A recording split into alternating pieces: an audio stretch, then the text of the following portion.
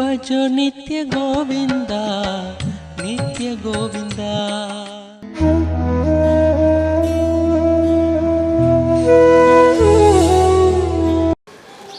Master, அடுத்த கேள்வி ரஞ்சித் சென்னையிலேருந்து கேட்டிருக்காங்க. போதிசத்துவாக்கும் ஒரு ஞானிக்கும் உள்ள வேறுபாடு என்னங்க மாஸ்டர்? அதாவது என்னென்னு கேட்டிங்கன்னா, ஒவ்வொரு ஞானியும் போதிசத்துவா இருந்து தான் போயிருப்பான். போதிசத்துவானா என்னென்னு கேட்டிங்கன்னா, ஞானி ஆகிறதுக்கான டெக்னிக் அவனுக்கு தெரியும். ஆனால் அவன் ஞானியாக விரும்பலை. அந்த தன்மையை இன்னும் நிறைய பேர் கொடுத்துட்டு அப்புறம் ஞானி ஆகணும் அப்படின்னு சொல்லி விரும்புகிறாங்க. அப்போ என்ன பண்ணுறான், ஞானி ஆகிட்டோம்னு வச்சுக்கங்களேன், ஒரு என்லைட்டட் ஆகிட்டாக்க ரிட்டர்ன் வர்றதுக்கு வராமல் கூட போயிட முடியும். திரும்ப வந்து யாருக்கும் செய்யணும்னு சொல்ல முடியாது. அது ஒரு புத்தனால தான் முடியும், ஒரு கொங்கனால தான் முடியும். ஒரு என்லைட்டட் ஸ்டேஜ் போய் ஒரு நிலைக்கு போயிட்டீங்கன்னா திரும்ப வர முடியாது. ஏன்னா தான்ங்கிற உணர்வு போடணும், அப்படியே போயிடும், நீ காணாமல் போயிடுவேன். அப்போ வந்து யாருக்கும் உன்னால் உதவி செய்ய முடியாது. அப்போ சுயநலத்தோடு தான் இருக்கணும், நான் ஓடி போயிடுவேன். அல்லது எனக்கு கூட திரும்பி வர அளவுக்கு எனக்கு கெப்பாசிட்டி தான் திரும்பி வந்து ஏதாவது ஒன்று பண்ணுவான். அது ஞானி. ஒரு போதிசத்துவங்கிற என்ன பண்ணுவான், இருப்பான், இருந்து செய்வான். நாளைக்கு சாக போகிறோம் அப்படின்னு அவனுக்கு தெரிஞ்சால் கூட என்ன பண்ணுவான்னா, நாளைக்கு தானே சாக போகிறோம், அதுக்குள்ளே நம்ம ஒரு 2 பேர்த்துக்கு நம்ம ஏதாவது சொல்லிட முடியாது அப்படின்னு சொல்லி ட்ரை பண்ணுவான். அந்த ட்ரை பண்ணிகிட்டு இருக்கும்போதே அவனுக்கு இறப்பு வரது கூட வாய்ப்பு இருக்குது. ஒரு போதிசர்வா அடுத்தவனுக்கு ஏதாவது கொடுக்கணும்னு நினைக்கும் போதே 40 வருஷம் கொடுத்துட்டு இருந்திருப்பான்.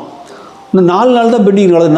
4 மணி நேரம் தான் பெண்டிங் இருக்குது. அந்த 4 மணி நேரத்தில் நீ போகிறடா, 4 மணி நேரம் டைம் இருக்குது, அதுக்குள்ளே நீ ஞானத்தை அடிச்சுக்கோ அப்படின்னு ஒரு சொன்னால் கூட சொன்னால் 4 மணி நேரம் இருக்குல்ல, எதையாவது பண்ணலாமா அப்படின்னு சொல்லி ட்ரை பண்ணிவிட்டு என்ன பண்ணுவான், செத்து போயிடுவான். இதனால ஒரு பிறப்பை எடுப்பான். அவன் போதிசத்துவா.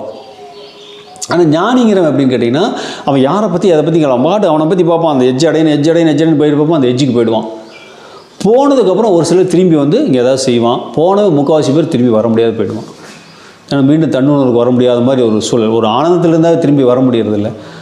பேரானந்தத்தில் போய் மாட்டினா எப்படி திரும்பி வர முடியும்? தான்கிறது எல்லாம் போய் கரைஞ்சி காணாமல் போயிடும். ஒரு சிலர் தான் ரெக்கவர் ஆகி வர முடியும். அந்த ரெக்கவர் ஆகி வரவங்க தான் ஏதாவது செய்ய போகிறது தான், அவன் தான் கிரேட் மாஸ்டர் ஆகிடுறாங்க.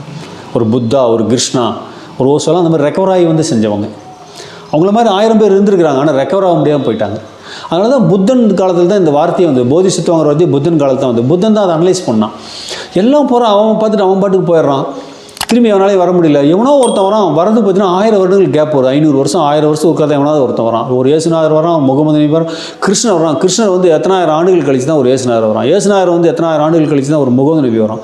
முகமது நபி வந்து எத்தனையோ 1000 ஆண்டுகள் கழிச்சு தான் ஒரு ஓசோ வரான். ஒரு ஜி.கே. கிருஷ்ணமூர்த்தி வரான். அப்படி வந்தாலும் அவன் சொல்கிறது அவனுக்கு இப்போ ஜி.கே. கிருஷ்ணமூர்த்தி எத்தனை பேருக்கு புரியுது? அந்த மாதிரி சிக்கலாக இருக்குது. அப்போ என்ன பண்ணுறான், புத்தன் தான் சொல்கிறான், 10,000 சிசியில் டே நீங்கள்லாம் இந்த ஸ்டேஜில் இருக்கீங்க, நீங்கள் எப்போ நினச்சாலும் உங்களால் ஞானம் அடைய முடியும். ஆனால் ஞானம் அடைஞ்சிடாதீங்க, பெரிய வம்பு. ஏன்னா ஞானம் அடைஞ்சதுக்கப்புறம் நம்ம திரும்பி வர முடியுமான்னு சொல்ல முடியாது. ஒன்று, ஏன்னா நீ சுய முயற்சியாளரில் குருநாதரோட ஹெல்ப்பால் நீ அந்த நிலைக்கு வந்திருக்கிற. அதனால் அங்கே சுய முயற்சியாளர் உனக்கு திரும்பி ரிட்டர்ன் வர முடியாது. அதனால் கொஞ்ச நாளைக்கு அப்படியே இரு, உனக்கு இன்னும் ஆண்டுகள் கிடக்குது, கர்மாவை கழிச்சிட்ட, ஆனால் இன்னும் இந்த உடம்புல உசுர் கொஞ்சம் ஒட்டிகிட்டு இருக்க வேண்டியிருக்கு. இந்த வருஷத்தை ஃபுல்லாக நீ என்ன பண்ணி போய் மக்களுக்கு இதெல்லாம் பரப்பு. அவனை போதிசத்துவா அப்படின்னு சொல்லி வச்சான். போதிசத்துவாவில் நிறைய டைப் கேட்டகரி, 14 கேட்டகரி பிரித்தான். அதுக்கு தகுந்த மாதிரி அவங்க ட்ரெயினப் ஆனாங்க. ரொம்ப கிரேட்டாக பண்ணான் புத்தன், அற்புதமாக பண்ணான். அப்போ இந்த போதிசத்துவாக்கள் போய் என்ன பண்ணாங்க, அந்த விழிப்பு நிலையை உலகம் முழுக்க பரப்பி எல்லா மக்களுக்கும் உயிர் வைக்கிறதுக்கு வழி செஞ்சாங்க. அதுதான் ஒரு போதிசத்துவாக்கும் ஒரு என்லைட்டட் மாஸ்டர்ஸ்க்கும் உள்ள வித்தியாசம்.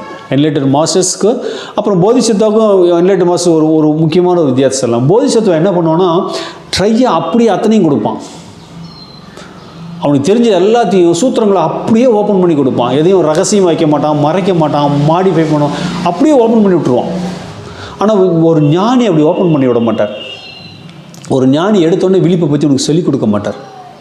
நித்யானந்தர் போனோன்னே விழிப்பை பற்றி சொல்லித்தர மாட்டாங்க. உங்களுக்கு வந்து ஆனந்தத்தை பற்றி தான் சொல்லித் தருவாங்க. ஜி.கே. கிருஷ்ணமூர்த்திட்டு போனால் ஆனந்தத்தை பற்றி சொல்லித் தர மாட்டார், விழிப்பை பற்றி மட்டும்தான் பேசுவார். ஸோ ஓதை மட்டும்தான் பேசுவாங்க. ஆனால் வந்து ஒரு அப்போ என்ன அவனு கேட்டிங்கன்னா, நீ ஆனந்தத்திலே தெளிச்சிக்கிட்டு இருப்ப. நீ அந்த நிலைக்கு ஒருத்தனோட கடன் வாங்கப்பட்ட ஆனந்தம், நீ அந்த நிலைக்கு போகிறதுக்கான வழி உனக்கு தெரியாமல் போயிடும். ஒரு என்லைட்டட் மாஸ்டர்ஸ் இருந்து கூட அவன் என்ன பண்ணுவான், அப்படியே உனக்கு கரை சேர்த்த முயற்சி பண்ணுவான். அல்லது ஸ்ரீகிருஷ்ணன் மாதிரி கைலாசத்துக்கு வைகுண்டத்துக்கு வா, சிவன் மாதிரி எனக்கு கைலாசத்துக்கு வா, இவர் வைகுண்டத்துக்கு வா, காலம் முழுக்க அங்கேயே என் நினைவிலே இருந்ததுனால உனக்கு பிறப்பில் அப்படியே இருக்கலாம்.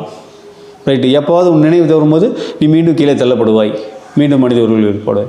அதுக்கு நான் உன்னை நினச்சிட்டு இன்னும் 5000 வருஷம் உங்கால் அடியில் கிடக்கணும்.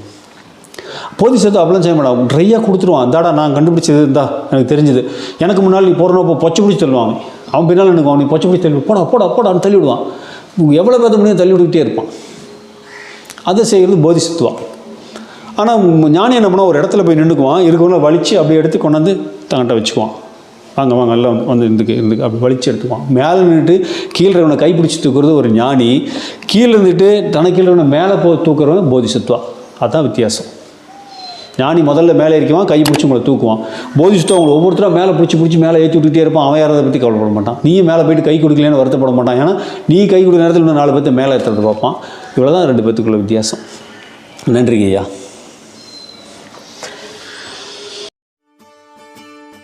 என்ன புண்ணியம் செய்தேனோ